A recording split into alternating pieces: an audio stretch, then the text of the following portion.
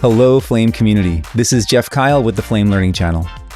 In the first video, we introduced the new metadata improvements in the Flame 2027 release, and in this video, we'll be covering some of the more advanced metadata workflows throughout the application.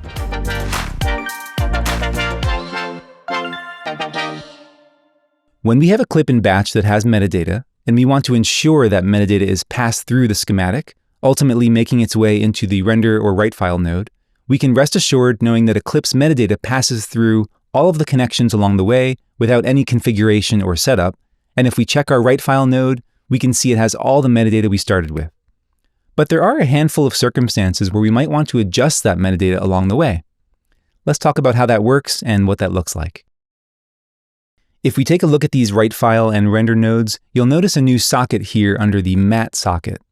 This is the new metadata socket, and it essentially works as a metadata override to replace whatever metadata is already coming into the write file or render nodes via the front input socket.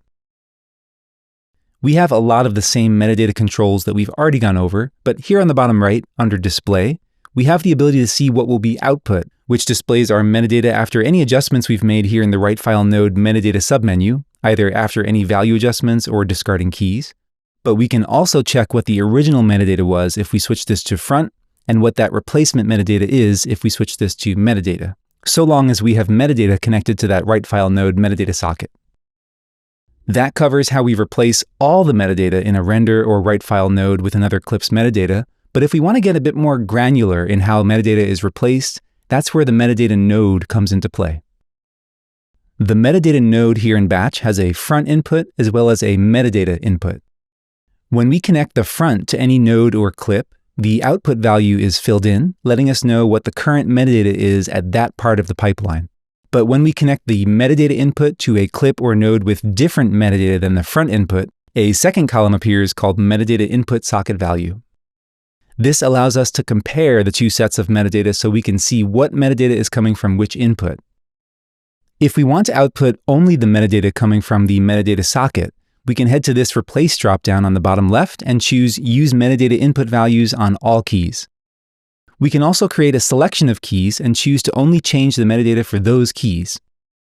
We can choose to either reset the node on the bottom right and reset all metadata, or in this case, I could just head back to Replace and simply use the front input values on all keys to get me back to where we started. We have one other option here to take any key that is unique to the metadata input and only add those to the list of metadata that's already coming in from the front input. This leaves the front input metadata untouched, but adds any key that is unique to the metadata input to the metadata that gets passed through the pipeline. But there are other scenarios where we won't have to resort to the metadata node to change the flow of metadata throughout the schematic. Take this example here in this composite. I've used various techniques to put a new fill into that phone screen, but the way metadata works, here toward the end of the composite, since I'm using a comp node to combine the front, which is the screen insert, over the background, the metadata output comes from the screen insert, which happens to not contain any metadata. I might not notice this issue right away, but if I look at my write file node, under the metadata submenu, I can see that there's no metadata, but if I look back at the source clip, I can see that there is metadata that I was planning to pass through the schematic. In this particular situation, in this comp node here, I'm going to want the metadata to come from the back, not the front. If I head to the node prefs for this comp node here, we can see we now have a new metadata section where I can specify which input the metadata should be coming from. In my case, I'm going to want the result output metadata to come from the back rather than the front.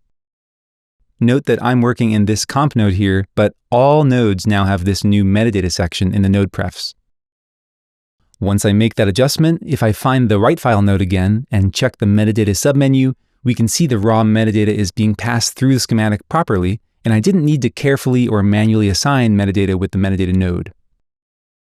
Another way to adjust the metadata pathway involves the write file node's metadata socket. If I set this comp node's node prefs metadata back to front, and our write file node is no longer getting the metadata, I can connect the write file node's metadata socket back to the source, and our metadata appears in the list. But if we switch to the Basic tab, we can see our basic metadata, which is our timecode, shot name, and tape name, doesn't carry through by default. There's just one extra step of switching the node prefs here in the write file node, and under the basic metadata section, switching it from use front input to use metadata input. And now both the regular metadata and the basic metadata are coming from the source clip into our write file node. Metadata also has expression support, which has a handful of uses, especially when combined with per frame metadata. Focus is an example of a key that gives us a different value each frame based on the real-world focus data captured during shooting, and we can link that value to any other channel that supports expressions. The important note here is that when I pull up the contextual menu for the focus, we would want to copy the key rather than the output value, and then head to the channel we'd like to receive that data. In my case, I have a blur matchbox here in action, and when I bring up the contextual menu, head to Link Special and Link Metadata Key Focus. Taking a look at the animation editor and scrolling down to the channel in question, we can see the focus curve has successfully been applied to this blur, and we can now adjust the expression as needed to tweak the values and get this to work in this particular scenario. We can see as I scrub the footage, it's receiving that real-world focus data. So far, we've covered how to work with metadata coming into the application, but we can also add Flame-specific metadata for use further down the pipeline for an export used outside of the application. Just about any channel accessible in the animation editor is able to be output as a key and read as metadata further down the pipeline. As an example here, I can use an action node and transform this surface in X and Y, and I can even animate it. I can also add a selective master grade and adjust the look of this clip. And all I need to do is pull up the contextual menu on the channel and select Output Channel as Metadata Key. I can do that for the other channels I'm looking to output. And when I do, we'll notice a new white indicator next to the action schematic node that has its metadata output, and we also see it in the batch schematic next to any node that's outputting metadata keys this way. To make it a little clearer, I'll switch over to my source clip, and under Output, I'll discard all of my keys. And when I head to the write file node for this batch, under Metadata, we can see just those 4 keys I've output, and the key name indicates the node name as well as the channel name, and then of course the value on a per frame basis. But it doesn't end in batch. Here in the timeline, we can use the same concept to have 2 different timeline effects work together on the same segment. I'll apply an action timeline effects and head into the effects environment. At the beginning of the clip, I'll set a keyframe, and then by the end of the clip, I'll keyframe a transform here on the X position channel.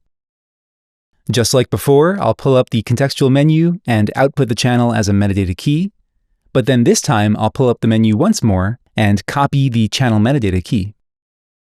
Now, when I add another timeline effects, in this case, let's say it's an image node, I can pull up the contextual menu here on the exposure, and under Link Special, I can link the metadata key that I copied, and when I do, I have an expression-based link between the 2 timeline effects. If I just quickly adjust the expression to ensure the amount of transform makes sense for the exposure values, then when I scrub the scene we have, our transform is driving the exposure.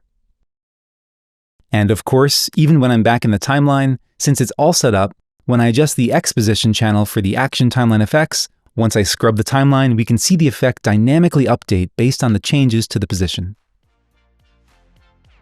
The use cases in a feature like this are quite open-ended, but it nicely adds to the larger metadata toolset, giving us new control over how data flows throughout our pipeline. If you like these videos and you're finding them helpful, please subscribe to the Flame Learning channel and click the bell to stay notified about new content. Feel free to comment any questions or suggestions below. Until next time, thanks a bunch for watching.